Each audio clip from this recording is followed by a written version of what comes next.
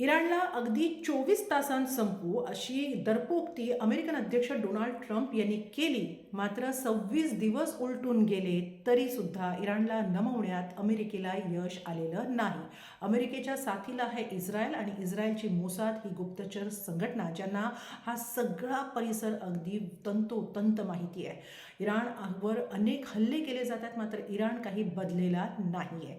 अशात अमेरिकेनं 5 दिवसांच्या युद्धविरामाची घोषणा करून टाकली. त्यांनी म्हटलं की आम्ही इराणच्या ऊर्जा आणि वीज प्रकल्पांवर पुढचे 5 दिवस हल्ले करणार नाही. अर्थात इराणचा याच्यावर अजिबात विश्वास नाही आणि त्यामुळे इराणनं मात्र आपले हल्ले या दोन्ही देशांच्या तळांवर सुरूच ठेवलेले आहेत. मात्र या 5 दिवसांमध्ये अमेरिकेच्या मनात काहीतरी वेगळंच आहे असं दिसतंय, कारण अमेरिकेनं पेंटागॉनच्या 82nd एअरबोर्न डिव्हिजनची फोर्स किंवा तुकडी इथं पश्चिम आशियामध्ये तैनात करण्याच्या हालचाली सुरू केलेल्या आहेत. अमेरिकेची पेंटागॉनची 82nd एअरबोर्न डिव्हिजन ही एक रॅपिड फोर्स तुकडी आहे. जगात कुठेही पॅराशूटनं उतरून 18 तासात कामगिरी फत्ते करण्याची त्यांची क्षमता आहे. सर्वात सक्षम तुकडी अशी त्याची ख्याती आहे.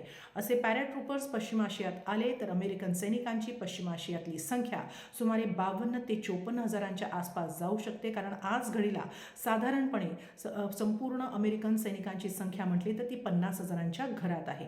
युद्धानं 4थ्या आठवड्यात प्रवेश केलेला आणि अशात आता अमेरिका पॅराट्रूपर्स बोलवून इराणमध्ये बुट्स ऑन ग्राउंड अर्थात जमिनीवरून हल्ला करण्याच्या तयारीत असल्याची चर्चा रंगते. मात्र अमेरिका इराणवर जमिनीवरून हल्ला करणार म्हणजे त्यांचे नेमके लॉन्च पॉईंट्स कोणते असणार त्यावरही एक नजर टाकूया.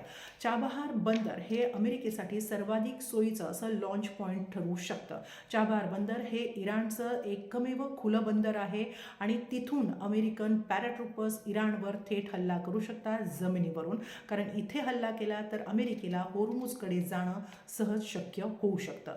याशिवाय अमेरिकेचा मित्र पाकिस्तान याची इराणबरोबर सीमारेषा आहे.